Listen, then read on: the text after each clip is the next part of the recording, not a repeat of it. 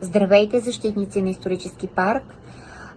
Създадах тази група, защото истински вярвам, че има достойни родолюбиви българи, които да подкрепят Ивелин Михайлов и делото му в тези трудни дни на изпитание.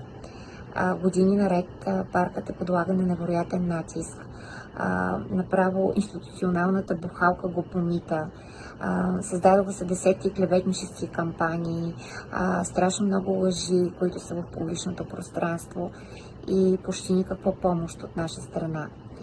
Моя призив към вас е да направите клипчета с думи на подкрепа, които да разпространим навсякъде в социалните мрежи и да покажем на Ивелин Михайлов, че не е сам, че безсънните нощи, неимоверните усилия, дните далеч от семейството са имали смисъл и ние сме му благодарни, че той е създал за нас това вълшебно кътче, което повдига духа ни, което ни кара да се чувстваме горди българи и достойни граждани на света.